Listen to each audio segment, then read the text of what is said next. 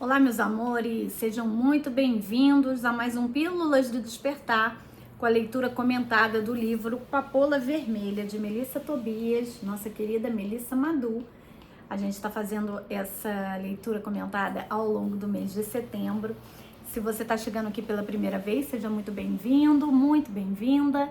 Aproveito para te convidar para você já se inscrever no canal e ativar as notificações, porque tem vídeo novo todo dia. Sem falar das lives semanais que eu faço, vídeos especiais para temas específicos. Então é bem legal você ativar o sininho para que você fique por dentro de tudo que está acontecendo. Também te convido, se você quiser entrar para a nossa comunidade, para o nosso grupo VIP, o Clube dos Meus Amores, faça a sua assinatura no nosso clube de membros. Você vai ter acesso a meditações ao vivo 2 vezes por semana, mais uma lista de meditações incríveis de vários convidados que passaram por aqui. Sem falar que você vai estar na minha primeira turma do mini curso de autoconhecimento, que vai ser muito interessante, tá bom? Se você já me segue, gratidão, muito obrigada. Continue aí curtindo, comentando e compartilhe para que mais pessoas possam chegar e usufruir desse nosso espaço. Então vamos lá. Eu vou agora para o capítulo 5. Às vezes eu consigo ler o capítulo inteiro num vídeo, né, gente? Às vezes não, depende um pouco do tamanho do capítulo, para vocês não ficarem muito cansados. Como também às vezes eu comento mais, aí acaba demorando mais um pouquinho, né? Então vamos lá. A residência da Sol era uma cúpula magneta pequena, de aproximadamente 22 metros quadrados. Era menor que o banheiro da minha suíte na cobertura dos meus pais. Mas, segundo ela, era espaço suficiente para suprir todas as necessidades que tinha. Apesar de sua moradia ser pequena, era muito funcional, provida de alta tecnologia e aconchegante. A cúpula magneta era semelhante a vidro, mas era feita de uma substância magnética muito mais resistente e tinha inteligência artificial. Ela sabia exatamente quando se tornar fosca, luminosa ou completamente branca, de acordo com a necessidade, para oferecer privacidade ou ajuste de luminosidade natural. Também ajustava a temperatura interior de acordo com o que seria ideal e perfeito para quem morasse lá. A cama era interessante. Não era bem uma cama, mas sim um cilindro magneto na posição vertical que surgia do piso quando solicitado por comando verbal. Então, bastava entrar no cilindro e dar outro comando para fechá-lo. Depois disso, o interior do cilindro, cama, anulava completamente a força gravitacional no interior, ou seja, era como dormir flutuando no espaço numa temperatura perfeita para o seu corpo. A água vinha de fonte natural. Dentro da cúpula havia algo similar a uma fonte pequena de pedra, pela qual a água fluía constantemente. A higiene não era feita com água e sabão, não se tomava banho com água. Para isso era usado o mesmo cilindro magneto de dormir, porém dando o comando de higienização. Então o cilindro emitia uma luz de cor violeta que, segundo a Sol, esterilizava a pessoa por dentro e por fora. Nem precisava ficar pelado para tomar banho, pois era necessário esterilizar a roupa também, e era assim que se lavava a roupa, tudo ao mesmo tempo. Por isso, não havia necessidade de mais de uma peça de roupa e eles raramente tiravam ou trocavam de roupa. A vestimenta não era de tecido e ficava justo ao corpo, como se fosse um macacão. Eu não sei do que era feito, mas era estranho e mudava de cor conforme as emoções. Isso era irritante. Já pode imaginar que não havia privacidade em relação aos sentimentos. Todo mundo sabia como você estava se sentindo. Isso a Ayla já tinha comentado, que lembra que o dela estava sempre preto? Ela já tinha comentado sobre isso, né? O Homo Illuminatum só fazia uma refeição por dia, normalmente de manhã, e comia somente uma barrinha de cereal. Bem, não era uma barrinha de cereal, mas era bem semelhante. O nome era Bojan. Não sei se fala Bojan ou Bojan, tá escrito com J, eu vou falar Bojan, tá? E era o suficiente para nutrir o corpo e não sentir fome. Além disso, segundo a Sol, havia algumas pessoas que se alimentavam apenas de prana, mas não era fácil se manter somente com água e prana. Prana é a substância que dá vida, é a substância espiritual produzida pelas mitocôndrias do nosso corpo. As plantas transformam a luz do sol em oxigênio e a mitocôndria transforma o oxigênio em prana. Mas para a mitocôndria ser capaz de produzir a prana e a ATP, molécula que funciona como fonte de energia, somente recebendo oxigênio e água, a pessoa precisava ter certo poder sobrenatural. E para isso era necessário ter muita prática meditativa. Não era tão simples, mas era totalmente possível. É claro que todas essas novas tecnologias tinham nomes. Não se usavam mais os conceitos de casa, cama, banheiro. A cúpula magneta de moradia se chamava gabarana. O cilindro de esterilização se chamava svat. Quando era comandado para dormir, o nome era sona. Eram muitas coisas novas para eu aprender e isso levaria um bom tempo. Sem contar que a maioria das tecnologias eu não tinha capacidade mental para usar, como o Sativa, uma espécie de smartphone, só que muito melhor.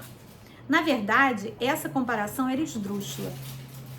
Como comparar uma carroça puxada por cavalos com uma nave espacial que viaja pela galáxia. Mas não tem como eu explicar aquilo que não existe ainda para você. É como disse Albert Einstein, tudo aquilo que o homem ignora não existe para ele. Por isso, o universo de cada um se resume ao tamanho do seu saber.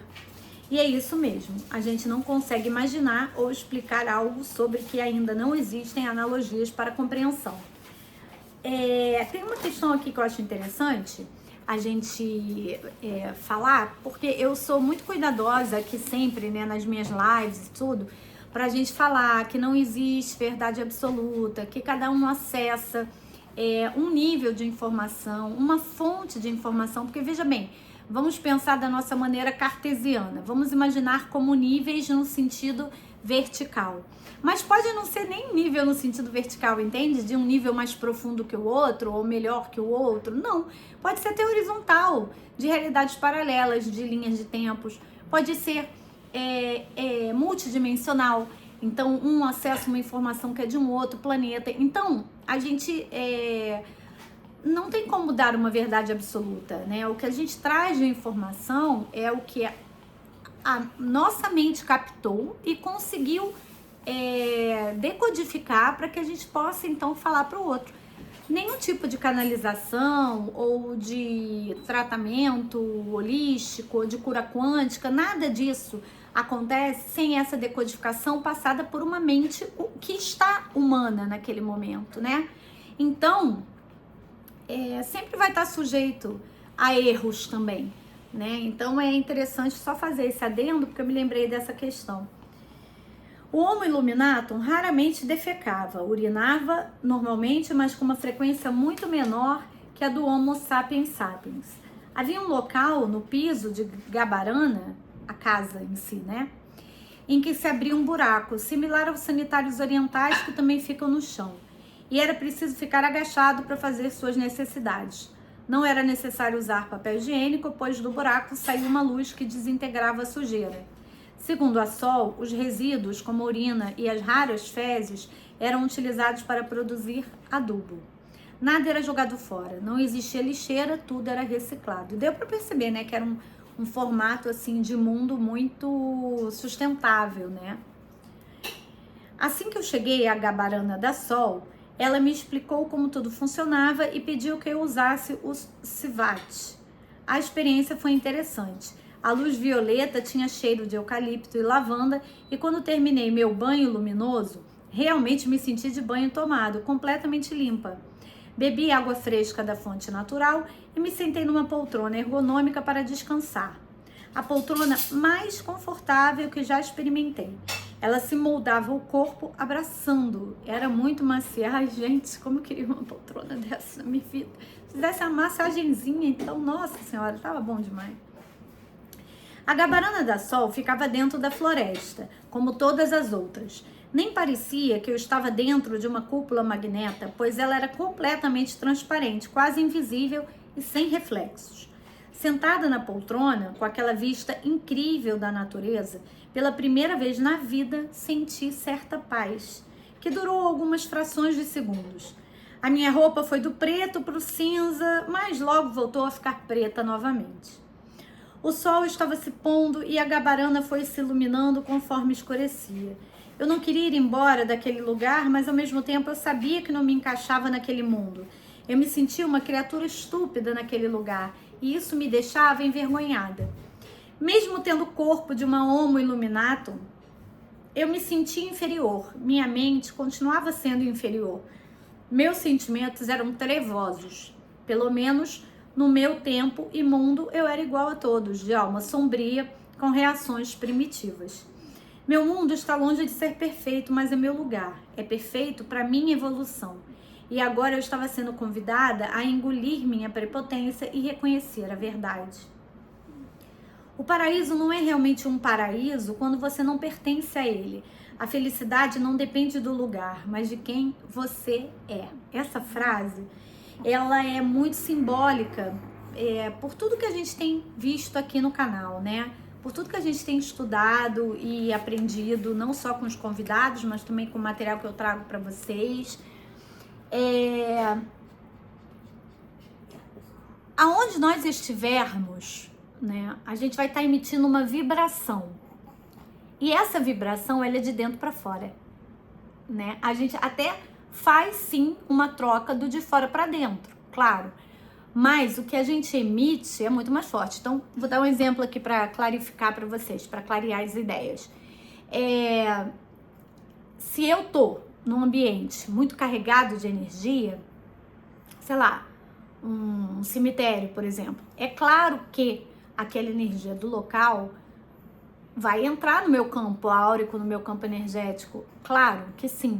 Porém, se eu estiver emanando paz, gratidão naquele lugar, aquela energia não me afeta ou vai me afetar menos, né? Por quê? Porque a minha vibração está mais alta e não se conecta com essa vibração. Vamos supor, se você estiver ouvindo rádio AM, você não tem como conectar FM e nem FM na AM. Você tem que escolher uma ou outra, não é isso? Então é interessante a gente, né, só pontuar isso. Peraí que eu me perdi. Ah, sim, tá aqui. Já estava começando a sentir saudade do que era comum no meu mundo e tempo, como uma cama macia e um cobertor felpudo para me cobrir, shorts para assistir e café para tomar. A gabarana ficava isolada na floresta e aquele silêncio começou a me incomodar. A agitação de um local caótico e barulhento impede a mente de ver aquilo que dói. Ser preenchida por futilidades e ilusões anestesia a dor da solidão. Preciso fazer algum adendo aqui? Estamos para lá de carecas de saber que isso tudo é um movimento, né, da Matrix para que a gente não só emburreça, como também fique à mercê dos comandos manipulativos que são extremamente subliminares que a Matrix nos dá. A partir do momento que a gente está presente, no momento de agora, né, consciente das nossas escolhas, consciente dos nossos pensamentos, consciente dos nossos sentimentos, a gente não é mais um alvo fácil para manipulação, né? Então isso é extremamente importante, a gente conseguir se desvencilhar dessas distrações, pelo menos em alguns momentos do dia, para a gente ter essa percepção do agora, do silêncio, né? Da prática meditativa, mesmo que ela seja uma meditação ativa, que você esteja lavando louça, mas que você esteja lavando louça prestando atenção no que você está fazendo, sentindo a temperatura da água, sentindo o sabão, sentindo a consistência e o peso do prato, a consistência e o peso do copo. Entendem o que eu quero dizer? Eu estava refletindo sobre essas coisas, mergulhada na minha melancolia, olhando a paisagem, quando o sol me avisou. Sinto que minhas mães estão chegando, estão preocupadas. Elas já sabem o que aconteceu. Eu nem sabia que a Sol tinha mães, no plural, mais de uma. Eu me senti egoísta por nunca ter mostrado interesse pela vida pessoal dela. Não sei se egoísmo seria a palavra certa, uma vez que ela era eu num futuro provável. É lógico que ela tinha mãe. Sol era apenas uma adolescente de 17 anos, a mesma idade que a minha. No entanto, ela já era independente e morava sozinha, bem diferente da minha realidade.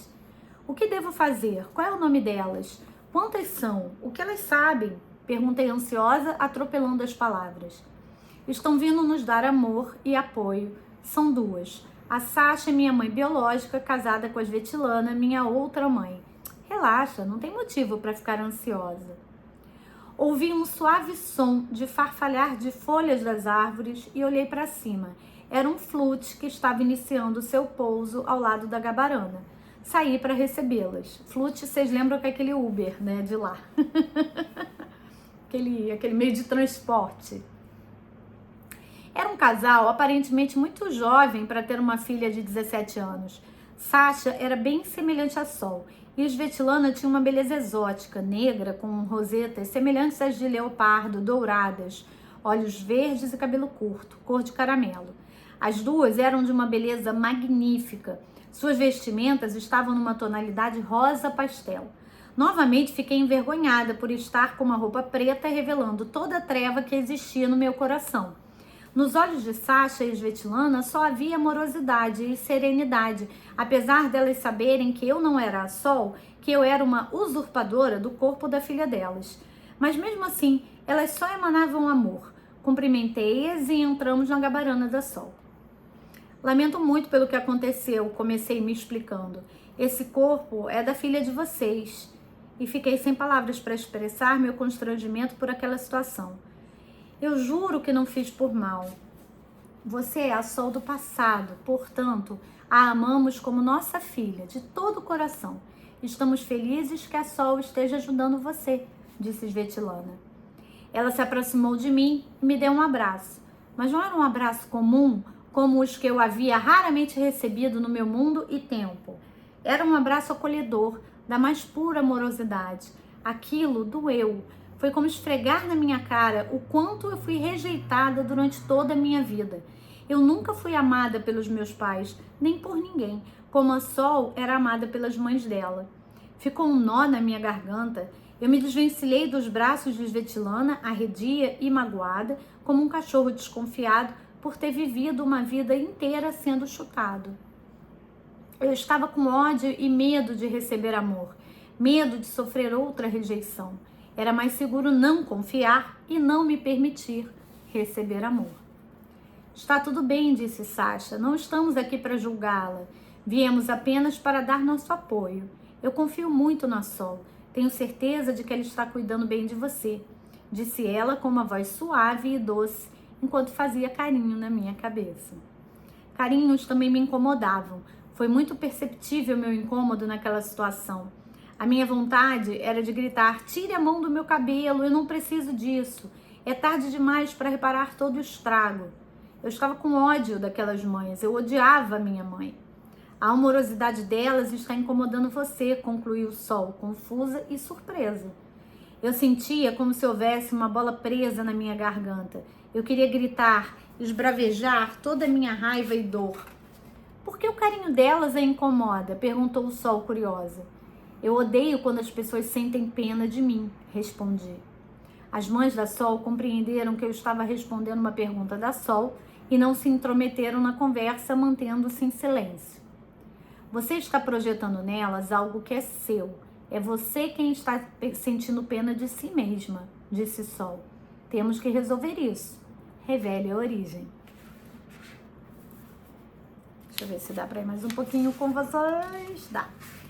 Abandono, medo e raiva era o que eu sentia naquele momento. A minha mãe raramente me pegava no colo, não queria se sujar, pois bebês regurgitavam e soltavam melecas nojentas. Ela só me pegava no colo quando tinha que exibir aquele troféu de fertilidade para a sociedade e mostrar quão boa mãe era ela. Somente as babás cuidavam de mim e elas sentiam pena de mim. Então, qual era o sentimento que a Ayla estava acostumada, né? Que a Ayla sentia era o de pena. Ela não estava acostumada com o sentimento de amor, né? Não tinha essa referência, é isso que eu quero dizer para vocês. Dá muita pena da coitadinha. A mãe não quis nem tentar dar o peito, disse que amamentar deixa a teta caída e que não quer um parasita sugando as vitaminas do corpo dela, disse a babá, fofocando com a cozinheira. Ela estava sentada na mesa da cozinha enquanto me dava leite numa mamadeira. A cozinheira preparava o almoço. Ai, que dó! Mas acho que o pai é pior. Eu raramente vejo a cara dele por aqui. comentou a cozinheira, refogando o arroz. A única vez que o vi pegando a filha no colo foi para tirar foto para uma revista. E na hora em que ele me entregou a menina de volta, perguntou: "O que é essa mancha feia no pescoço dela, diva?" Aí eu disse: "É uma mancha de nascença, senhor." Imagina, ele nem sabia que a filha tinha uma pequena mancha de nascença em forma de coração ao lado do pescoço, disse a babá. "Misericórdia!" exclamou a cozinheira, jogando um punhado de sal no arroz. "De que adianta ter tanto dinheiro se não tem amor, não é mesmo, Wanda?" comentou a babá. "Tenho muita pena desta pobre criança." "Pelo menos ela tem você, diva", comentou a cozinheira sem tirar os olhos das panelas. "Eu não posso me apegar a ela. Cuido bem, mas sem me envolver emocionalmente. Você conhece bem a dona Marta, é uma pessoa difícil. Posso ser demitida a qualquer hora. Por isso, não posso me apegar à menina, seria muito sofrimento." A última babá foi demitida porque a Ayla chorou e atrapalhou o sono da tarde da dona Marta, disse a babá com desdém pela atitude egoísta da patroa. Ela gostava de contar sobre meu infortúnio para os demais empregados da casa. Cuidava de mim por dinheiro e não porque me amava. Nunca ninguém me amou. As pessoas sentiam pena de mim, pois eu era uma criatura rejeitada. Eu terminei de tomar o leite da mamadeira sentindo pena de mim mesma. Eu era uma pobre criatura infeliz e mal amada. Nesse momento, ela tá se rotulando, né? Ela não consegue ver nada de bom nela e ela acha que o rótulo que lhe cabe é somente esse. Porque nós não somos uma coisa só, né? Ela até poderia ser rejeitada, sim, por aquela mãe, mas não significaria que ela seria rejeitada por todo mundo, né? Então, ela assumiu esse rótulo ali e acreditou naquilo, e aí aquilo acabou se transformando numa crença. E ela foi solidificando esse sentimento e essa crença ao longo da vida. Então, qualquer movimento de carinho, de afeto que alguém fizesse por ela, ela já entendia como pena, porque era somente essa referência que ela tinha. Ela não tinha a referência do afeto, né? Nem a referência do amor, né? Tanto é que isso é muito interessante, porque no Theta Healing, quando a gente baixa os sentimentos, muitas vezes a gente faz o download dos sentimentos, porque as pessoas não conhecem aquele sentimento, né? Então, como é que você, por exemplo, vai se achar merecedora de, sei lá, ser próspera se você não entende o que é prosperidade, se você nunca viveu prosperidade na sua vida, se você não tem esse conceito, né, dentro de você, né? Então, é interessante isso. No Theta Healing, a gente faz, às vezes, esses downloads desses sentimentos para que a pessoa possa, então, se sentir merecedora dele, né? É bem legal isso, assim. Voltando, Sol entrou na cozinha, mas somente eu conseguia vê-la. Ela me olhou com ternura e amor e irradiou seu sorriso sobre mim. "Você não é nada disso, Ayla", disse Sol. "Você é muito amada." Fiquei com raiva da Sol, ela estava mentindo. Eu era sim uma rejeitada, uma coitada que ninguém amava. Isto era um fato, meus pais não me amavam. Ela leu meus pensamentos, suspirou fundo e pensou antes de dizer: "Você tem razão, pequena Ayla. Os seus pais não a amam. Temos que descobrir o motivo disso. A razão pela qual você se encontra nesta situação. Revele a origem." Meus amores, então paro por aqui esse capítulo, ainda no capítulo 5, estamos na página 84. E amanhã eu volto com mais um vídeo. Lembra de curtir, comentar, compartilhar. Espero que vocês estejam gostando. Eu estou gostando a beça desse livro da Melissa. Merecia um filme, né? Uma série, sei lá. Então, a gente vai visualizando tudo com tanta facilidade, muito interessante. Então, meus amores, amanhã eu tô de volta. Beijo grande.